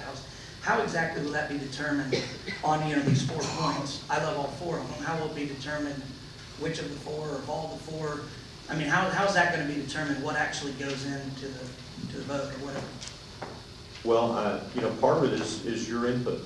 What we have done is we've had a number of listening tour meetings, and we've captured input using that card from the folks that have attended each one of those. We've compiled all that information and showed our board already just the preliminary information on what the priorities were there. And we want to wait until we completely finish the tour, which will be next week. And then we'll pull all that together. We'll show them the results for each meeting that we had, and then a compiled total for all the meetings to see what the priorities are and what issues that you raised. And so the board doesn't necessarily have to go in and take, you know, 20% of the total or this or the other. Now what they may do is they may say, depending on how that falls out on your priority preference, is that you may have separate propositions. So they may say, based on the feedback that we get, that, for example, the multipurpose practice facility needs to be a standalone proposition. What we've heard from our community bond advisory group, which is about 60 people, and we have some members that are here tonight that have met a couple of times already. They've gone into a little deeper into the numbers, and they have made a recommendation already to the board, and they would like to include everything. But what they would like to do is split the proposition. So have one proposition for the multipurpose and then another proposition for everything else. And so I think that's really probably how it would unfold. Now what will happen too is some of those numbers will reduce. An example is the innovative learning spaces. That number that you saw on there was $23 million. As I mentioned at the beginning, we're letting you see kind of the raw request. You know, what was just originally submitted. We've already had an opportunity. Dr. Stone and Ms. Branham have worked with Julie Briggs, who's our Director for Library Services, and our Facility Services folks to fine-tune that number and pull it down. So we're at about $19 million on that request, but we just haven't updated that total yet. We're going through the same process on the multipurpose practice facility, looking at you know, what drove the 80-yard length was really marching band.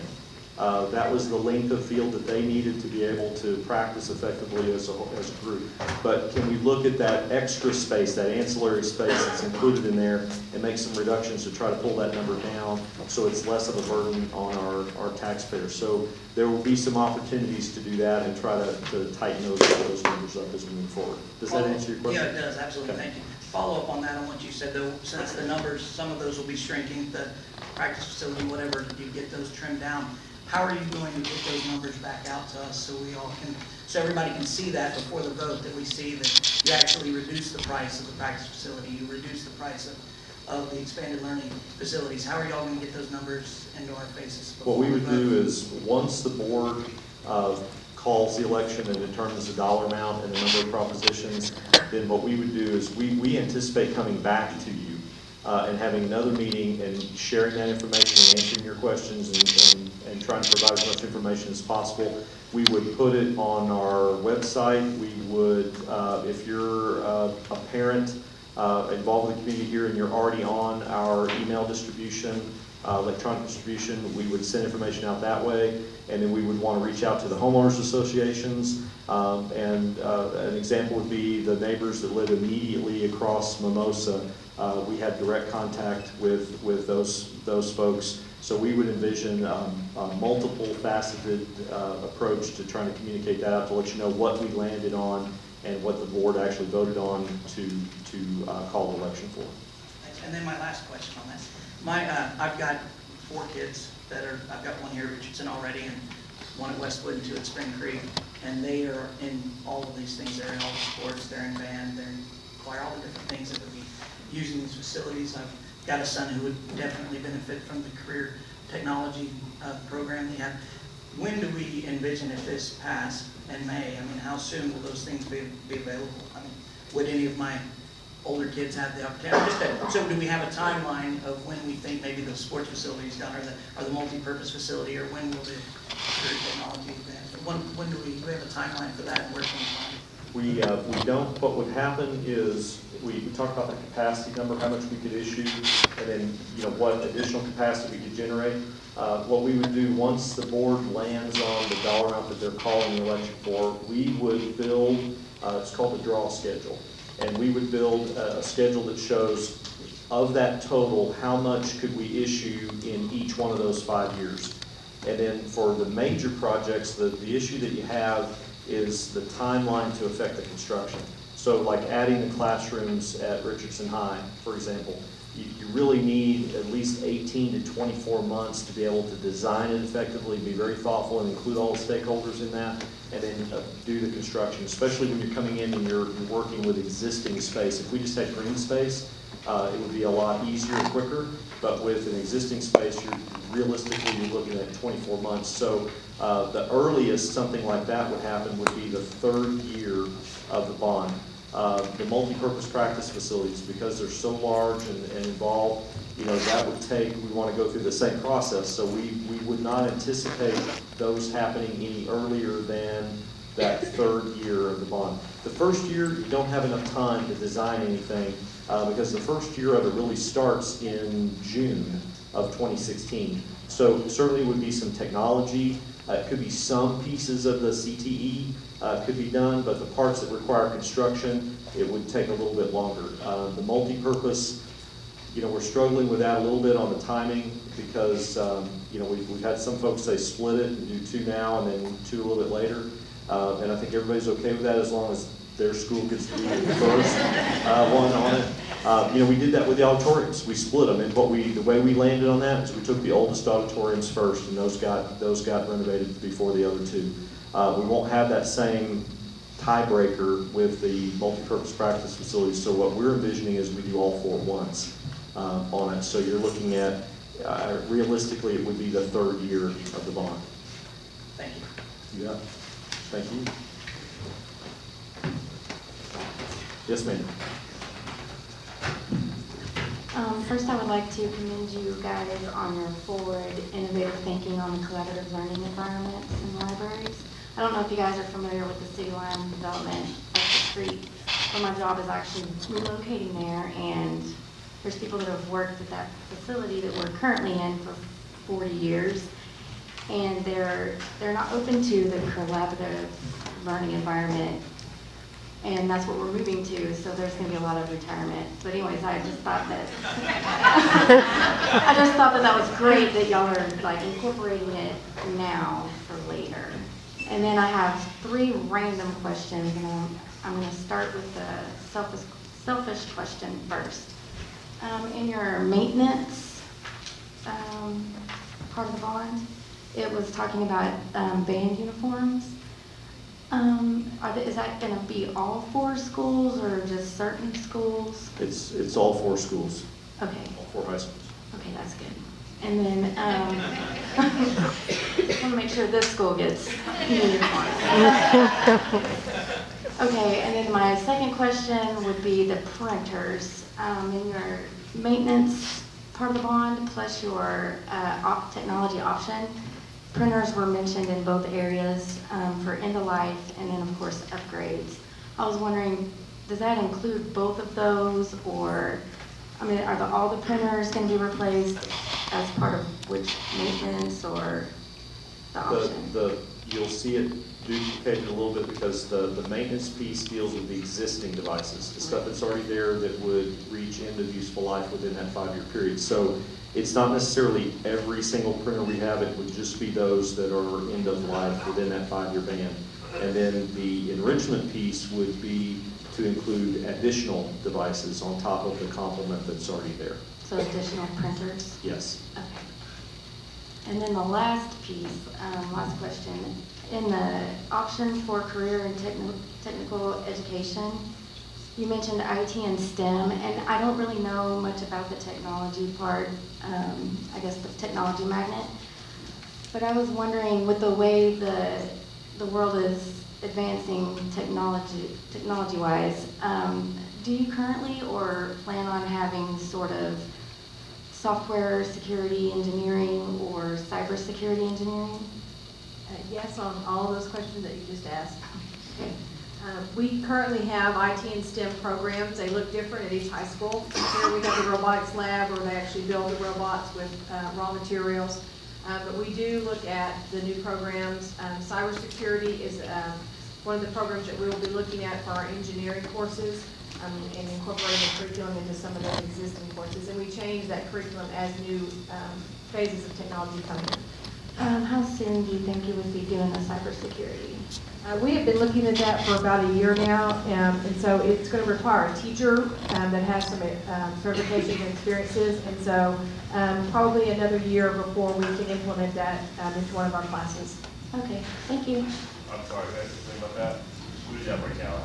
You do have one? Yes, we do. Cybersecurity engineer? I'm sorry to say that. It's an after-school thing. We actually do cybersecurity here at high school. So it's like a club that they can come to, or? It's an actual activity that we do. Okay, thank you. Just going to give you the mic. Oh, sorry. Yes, ma'am. Oh, I just want to say thank you so much. I'm an elementary school parent. There probably aren't a whole lot of us here tonight, but I'm thrilled to hear about RHS. It looks great. So my kiddos are just starting out, and so I want to say thank you. All these things sound really wonderful. I love the idea of the libraries becoming this collaborative, learning space for the children, and that will touch every campus. I just want to say, if it was up to me, if you were doing multiple propositions, I would love to see an additional question added about elementary capacity, addressing capacity for additional elementary classrooms. I know that the district has been able to pay for that out of capital funds, which I very much appreciate. But since that is kind of a year-to-year thing, I would love to see if we could go ahead and invest in that now, since I think that's a need. And we agree. What you will likely see when we bring forward the information to the board is going, at a minimum, putting a placeholder in for anticipated additional construction to add classrooms at the campuses, just to give us that flexibility instead of being dependent on just the capital projects. But we will look at that again, as I mentioned before. We'll get that updated demographer's report in January. We have a couple of schools that we watch them all, but we have a couple that are they're right there at the edge, and so we really want to look at the sustained level of growth over the next several years, and before we make a decision about adding on to, but certainly that can be included. Yes, sir. Yeah, I'm like Alan, I have kids in elementary school too. My question is for the 21 classrooms that you all are adding here. What do the demographers say as far as life cycle or lifetime, before you get back to capacity here, where you have to produce another bond and produce more classrooms? Is it not better to look at more classrooms now based on what the demographers say, or is this a 10-year program on the classrooms for 21, or is it 15 years, or when are we going to be back at capacity? You have to go through this again. The demographer's report is they use a 10-year window. Now what we're doing with adding the 21 rooms is we're not just trying to meet the capacity within that 10-year window. What we're trying to do is give Richardson High the flexibility to be able to address growth going forward. And what we really try to do target-wise is we want to be, ideally we would be at about 90%. If enrollment is 90% of capacity or lower, that would be ideal. Excuse me, because what happens is for Mr. Bruner and his staff, when they have to create a master schedule, and I'm really thankful that I don't have to do that.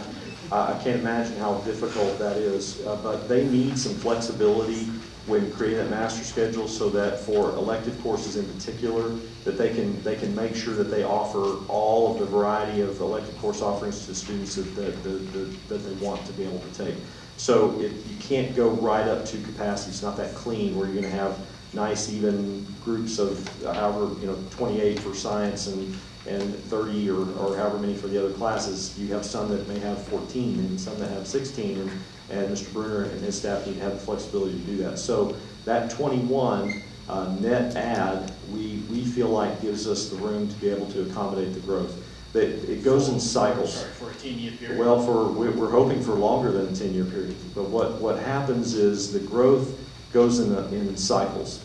And so you see what's called regeneration within single-family residential homes. I see it in my neighborhood all the time. I live in Heights, and we're seeing more and more families coming in that have younger kids. But what will happen is they will cycle through, and then you'll see that number peak, and then it will fall off because the families like mine, I'm an empty nester, and so my kids have matriculated out, and we're not there, but we're not leaving. So it goes through that cycle, and then at some point I would get buried in my yard or move to alternate housing or something like that. And then you see that regeneration, but it would occur in such a long window that we feel like this is going to serve our needs for an extended period of time. Yeah, well, I think it's important for families that have younger kids that you guys are recognizing that, especially Ellen's point about the elementary schools. Absolutely. And so we want to get ahead of that. We look at that growth at elementary, but then we're also trying to look down the road. Well, what does that mean as that cohort or that group of students roll through the system? What does it mean for West? What does it mean for Westwood? What does it mean for Richardson High? And trying to take that into account and making sure that we're being proactive. Thank you. Thank you. Just wanted to make sure I heard. Is this about ADA compliance? Were those the last 3 or 4 buildings that were on, are all, after those 3 or 4 schools, are all of the buildings in our ISD going to be compliant? Well, they're compliant, but not necessarily every single space within the space would comply. The way that law works is that anytime you have to have an ADA accessible entry. You have to have ADA accessible restrooms, but not necessarily every single entry has to be that way. It's that as you do construction, then you're required to make sure it meets the current code. Retrofitting it. Right. Will all the school campuses? They'll have that. Now, those 3 campuses I mentioned, they are ADA compliant now, but what we want to do is the clinics there are very small. And so even though they're grandfathered under that law, we want to be able to make them larger, to make them ADA accessible. And what we'd also like to do, even though they have an ADA accessible restroom in the building, they don't have it in the clinic necessarily. So what we want to do is expand it to where the clinic is ADA accessible, and then an attached restroom for the clinic to be able to serve kids would also be ADA accessible. So are those the final buildings that need They it, or are. are there more? That's the it. final ones? Those are the last 3. Okay. My 3rd time, and I bet y'all are glad this is y'all's last one too. Every time I come, I find new questions. So here at Richardson with the expansion, I'm really concerned because I actually stepped here today and had one of my classes and kids were coming in late and they're like, oh my God, G Hall was a mess. And they couldn't get through. So I'm very, very concerned about the crowding issue here. We already have 3 lunches and I hate C lunch. It's 1 o'clock before we get to eat when we're on C lunch. So if you're expanding the school, what are you doing? Are you considering expanding the cafeterias? And because now we have to have 3 lunches, so if you expand it, expand the school, what about expanding the cafeterias and the places to eat? And this is on expansion as well. I know I've heard from my son that when they added all the students this year that we had to move the pep rallies out to the stadium. Not all the kids like that. They say that it takes away from the school spirit. So that's a concern, that we're adding more. Well, they'll never be able to go back into the gym to have the pep rallies. And that's a concern for the students. I know, well, at least my student. And then, so I'll let you answer this. We actually already renovated the cafeteria here. The kitchen area was renovated to be able to add serving lines and be able to accommodate more students quicker, because at the time when we originally did that, there were only 2 lunch periods here, and the reason they did that, and Mr. Brenner, you just chime in any old time you want on this. Okay. The reason they originally did that was so that they could have a common tutoring time. So that staff, they had 2 lunch periods, and then that tutoring time bridged those 2 lunch periods so staff could serve the needs of students. And so in order to accommodate that, we made renovations to the cafeteria and the kitchen to be able to do that. So we feel like the size is adequate there. We certainly want to continue to revisit that and continue to monitor. Do we need to add another cashier? Do we need to do something from a staffing perspective to do that, and making sure we're getting good use of both the Eagle's Nest and the main cafeteria. Going back to the question about it being crowded and the issue there, I think it goes to the earlier question there. And I think by creating those additional rooms, it gives Mr. Bruner the additional flexibility on scheduling that he doesn't have currently, that would help some of the flow. And so you're not, hopefully, I know my sons had to do it too. G Hall to the orchestra room, it's a hike. And so, 6 minutes is not a lot of time, it's tough. especially if And you have so, to factor in going to the bathroom. absolutely. And so, that's why I think it's great that they do meet the teacher night, and you have to do the bell schedule with the same passing time, and you have to hoof it to get from G Hall to the orchestra room. So that would give him a little more flexibility as far as developing his master schedule to be able to make it a little easier. Is there anything that you would like to add to that, Mr. No, you're absolutely correct. By moving those rooms, we would have more spread out building. And so that would definitely help that situation in the hallway. And as far as the lunches, we are just simply a couple of hundred. We're a couple of hundred students over. I mean, last year we were packed in there to do the 2 lunches. And this year we just went over the edge with that to where when we had bad weather outside, we looked out there and said, ooh, we're not going to be able to use that courtyard. And so that's why we had to create more space. And so one of our lunches is very, very small, and we can easily accommodate growth in those 3 lunches. And no, it's not the best tutoring situation, but thank you. And then we talked tonight, and I'm looking forward to seeing the breakdown on the impact facilities. My concern is, and you talked about, because I know there was a lot of discussion about Highland Park, and Highland Park has just the facility and 4 potties. Do we really need all the bells and whistles? We're talking $20 million here. I'm sorry, coaches. I'm all for them. I have 2 football players, and I'm all for them.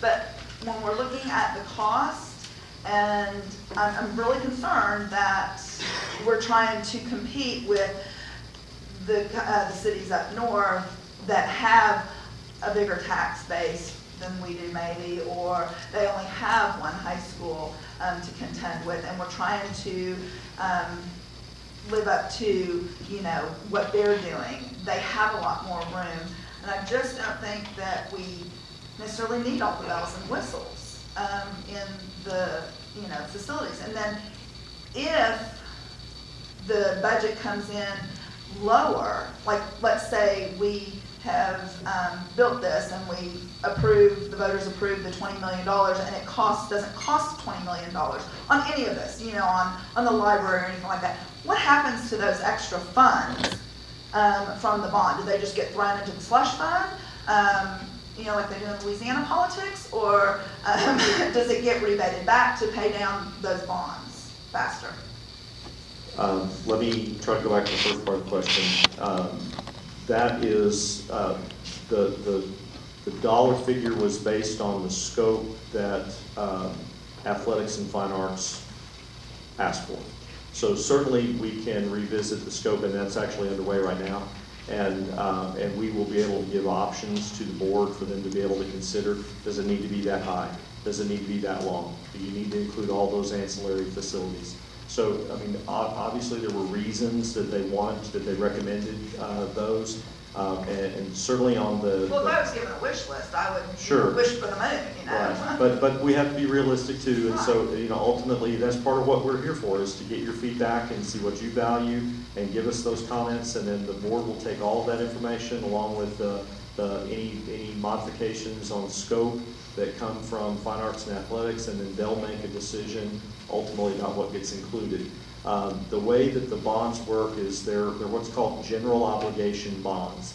So, you know, you can use them for any legal purpose. Now, what we try to do is give you, we need to give you a sense of what we plan to do with those funds. You know, you can only deviate from that once, and then the next time you go back to voters and you didn't do what you said you were going to do, you don't get to do it again.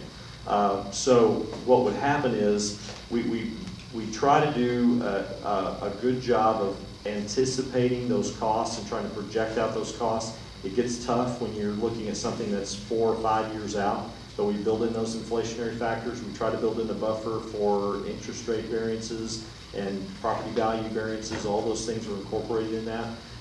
If you come back and you have a positive variance, what we do is we track all those positive variances, and we have some that have negative variances. Like the auditoriums is an example. When we got into that, we had a placeholder for the 2011 bond of so many dollars for the auditoriums that included a fairly basic list of items to improve. When we sat down with each of the high schools and the staffs there, what we found is we needed to expand that scope. We need to address the sound systems and lighting and some other things. And so we had a negative variance. We spent more than what we thought we were going to spend on the auditoriums. So what we do with that is initially we might float that difference using capital projects or some other fund and wait until we get closer to the end of the bond, and then we'll use the positive variances to cover any negative variances.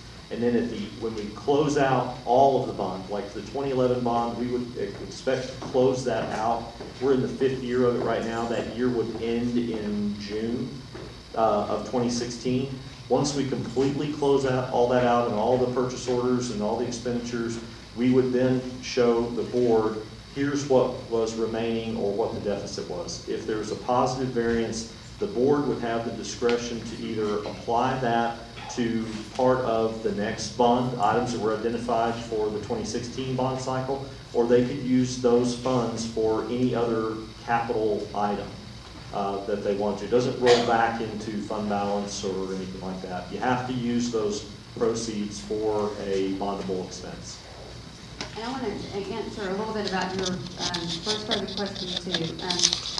The great thing today and last week twice, I think, I had members of the staff that were in, and we were addressing and talking about the multi-purpose facility based on comments that were given at meetings just like this. So we take the information, it spurs thoughts and challenges us to go back to the drawing board and to talk about what we need to do so that we're listening to the community and really addressing it and being responsible about asking the community for things that you're telling us that you want. So that has definitely been happening, and so definitely that's how those decisions are getting made. Yes, ma'am. I'm going to go back to the elementary topic, but I've got to be quick because I've got a kid getting out of band rehearsal and a 6th grader home alone. I'm from Hamilton Park, and we are currently having quite a bit of behavior issues and classroom disruptions because of it. And we are trying to figure out options for how to handle those, reduce them, et cetera, going forward. And I was wondering how much of your teacher enrichment, which is, you know, $141 million, goes towards classroom management and behavioral assistance and handling, especially because the parental attitude climate is shifting quite a bit. You don't have the respect for the schools and the teachers that you used to have. You have a lot of families that their kids can do no harm and have no fault, and certainly you're wrong, and therefore the teachers are very at a loss of how to handle it. On the, going back to the very first part of the presentation, you know, we can only use bonds to pay for capital items. So to pay for teachers' salaries or staff development or different things like that, it wouldn't be eligible for bonds. So it can only be. But for new things that are rooms capital could in be. nature. Like if you had a special behavior room or ISS in a school that doesn't have room for one, things like that. Sure, we haven't broken that dollar figure out to as a subcategory to determine how much of it would directly relate to behavioral issues. I mean, there are dollars in to be able to renovate space. Part of what we did when we walked the buildings with principals is we didn't just identify items that could be addressed in the 2016 bond. We identified items that we could address immediately through work orders or through capital projects, and we had a number of those things that we were able to address at Richardson High, for example, and a variety of other campuses too. So if they had an issue with a room and they need some additional equipment or devices and they need it right now, we're not necessarily going to tell them that, oh, that's great, you got to wait 6 months for a bond. We try to go in and help them address that currently. But that might be one of the types of questions that, as Dr. Wagner mentioned, that we want to visit with you afterwards about, and some other things that maybe are specific to Hamilton Park that are not bond related.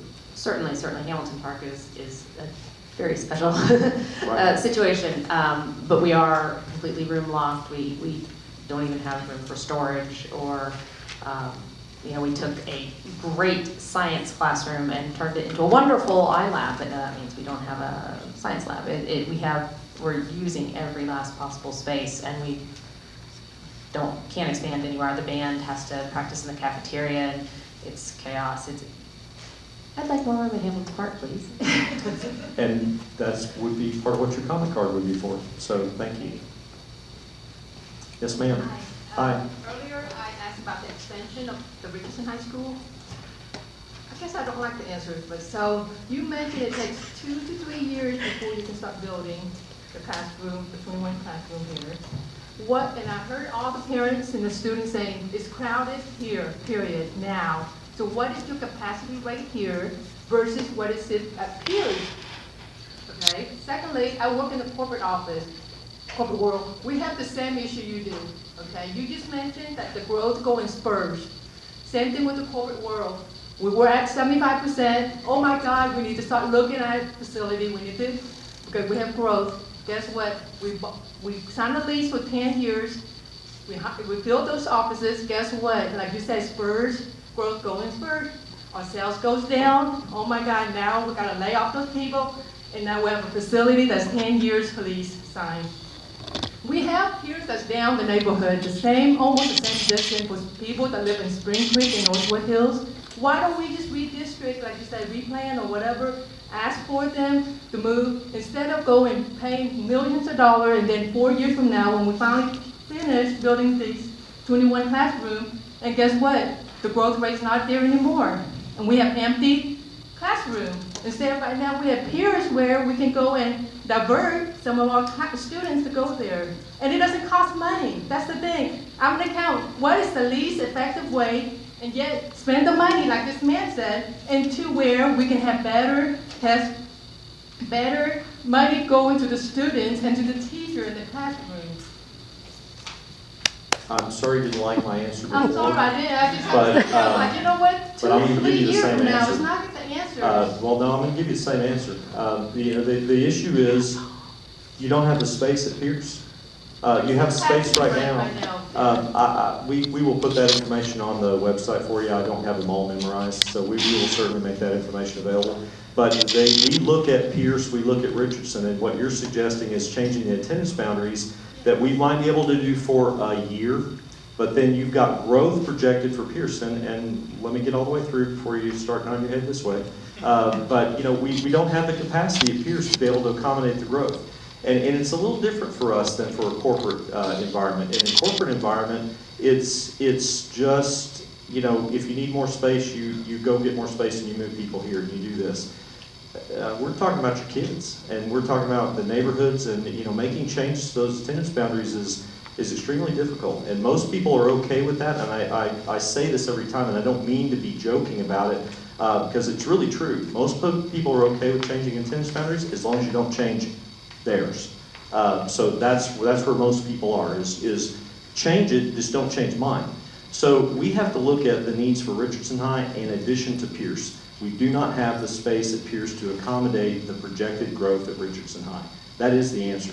So if you change that boundary, all we're going to then do is I'm going to have to add on to Pierce. That's all you're doing. So you're just switching $1 here for $1 there. So we're trying to honor the neighborhood school concept. There is not room at Pierce to accommodate the growth. I don't know how else to answer that, and if you ask me again, I'll answer the same way. Other district where we have an enrollment card when you submit in May or whenever, that, hey, my #1 priority school is this. Let's just say Richardson High School. My #2 is Pierce. Okay. So people right now, both schools are great schools. So I don't think people have an issue choosing Richardson versus Pierce at all. So that's one. And two. Oh, I think a lot of people would have an issue with that. All I can suggest to you is that's why we have the comment card. So please capture your thoughts, put it on the comment card. We'll take that into consideration. But I think the vast majority of people would absolutely not agree with that. And I don't really have anything else to say about that particular thing. So, Garland has an enrollment process like that where it's open enrollment.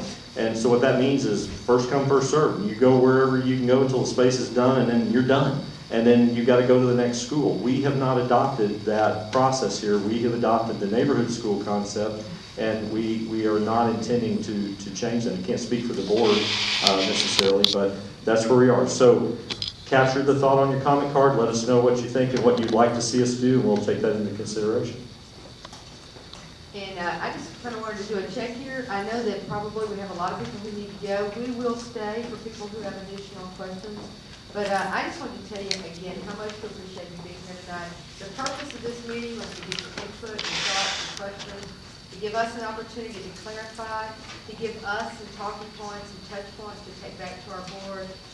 We do have another meeting with our bond advisory committee, and they will be helping finalize the recommendation to the board, and ultimately the decision rests with the board on the dollar amount and the number of propositions. So we are well into our timeline. We finish up our listening tour at the end of next week, and we have our report from Templeton in January. We're going to be sharing it with the board January 5th. We anticipate the board calling the election in February, and then after that, from February to May, will be our information campaign.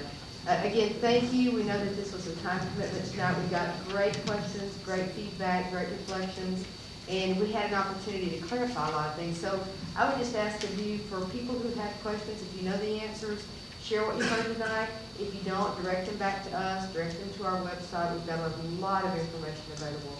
So again, thank you. We will stay, and I do want And to... Dr. Wagner, if I could, we have one more, we have one person that's she's been waiting very patiently, so... I'm sorry about that. you. So if you have let's take one more question, and then... It's very short, I promise. If you couldn't tell, I am a student here. I'm a senior, and I would just love to reiterate that the environmental science program, it's Mr. Strummer's dream. And I love that it's his dream. He's inspired me, and it's my obsession. It's something I love to do every day, and if you ask my peers, I am always in the LMC. My question is there any way that G Hall could be renovated? Because something I've learned over the 4 years is that if you have a class in G Hall, expect to be late, because it is such a problem area, especially this week with testing and half of it downstairs. I mean, there was this much space between me and the 5 other people today walking in there. So if renovations were possible, or if we could just put that idea in some people's minds, that would be wonderful, because I guarantee if you ask other students in the school, expansion to G Hall would be greatly appreciated. Let me answer the first part, and then I will ask Ms. Parker to answer the second part, and then we'll have Ms. Oliver make some comments. But Mr. Strohmeyer, I mean, if he's got a fan, I'm one of them. He's done a fantastic job. I've had the pleasure of being in his classroom, seeing him in operation, seeing the way that kids are engaged. I know he's a difference maker, which is what we absolutely value in our district, and we've honored him in the district. And our commitment is to maintain the program and to involve him in redesign of that space. We're committed to doing that. I want to thank you as a student for having a voice tonight, for sharing your thoughts. We really appreciate it. We have solicited input from students who participate in Super SAC, and some of you may or may not know what that is, but we have an advisory council with seniors from each of the 4 high schools, and we meet on a monthly basis throughout the year, and we give them an opportunity to give us feedback on key areas and actually to place some things on the agenda. So they've been a part of giving us feedback about the bond. Thank you for coming tonight and being a voice and your support for Mr. Strohmeyer, and also asking some questions. And Mr. Harper, I'll turn it to you to talk about G Hall again, and then we'll let Mr. Oliver close. Thank you. Certainly we can look at that as an option, but as we mentioned before, it's the newest space. So the idea of trying to tear that down or do anything really radical with that, I don't know how viable that is. We can certainly look at it. I think part of what happens is what Mr. Bruner mentioned, creating those additional classrooms would give him the flexibility and would ease some of what you're experiencing and what my son's experienced with G Hall and trying to get out of G Hall and get to any other part of the building. So, but yes, we can look at it, and we will look at it, any and all options as far as where those additional classrooms go and try to determine what the best fit would be for Richardson High. Okay, thank you. I'm going to try to get off the X and see if, yeah, Tony, we were just playing a joke on you. It's okay. The hour's late, so I'm going to be brief. I'm just so grateful, so thankful. We've got staff here, we've got teachers, we've got students, we've got community members here tonight, and to dedicate an evening in December to something like this is very meaningful. I know how busy everybody is, especially in December. So I just want to thank you so much for being here. The kind of questions that you had tonight and the feedback that you had tonight were exactly what we had in mind when we had the idea to do this listening tour. I always enjoy being here because my kids both went here, and if you went here to school like Mrs. Casson did, or if you were a parent here, or if you're a teacher here, you know that this is a special place. It really is, and so I'm not surprised that tonight a lot of the questions that we have heard from you have been about the things that make RHS special. So I've heard questions about pep rallies, and I get it, because my daughter cheered at them for 4 years. And I've heard questions about fine arts, and I get that, because my son performed on this stage right here as one of Joseph's brothers and his amazing Technicolor Dreamcoat. And we've heard people talk about Mr. Strohmeyer as something that makes RHS special. And Mr. Strohmeyer, if you haven't already felt the love tonight, I've been in your classroom too, and I've seen the students not only learning in there, but leading in there. And I personally know kids whose lives have been changed because of having been in your classroom. So all of those things that make RHS special, our goal with this bond is not to make all the high schools the same. Our goal is to take those things that make each school special and make them better. So the way that I would want to approach the situation with you, Mr. Strohmeyer, is what is it about your space that's been holding you back, and how can we address that and make your new space even better? That would be the kind of conversation that I think the board wants to have with you. This process, did you guys know that we've never had a bond election in Richardson ISD that didn't pass?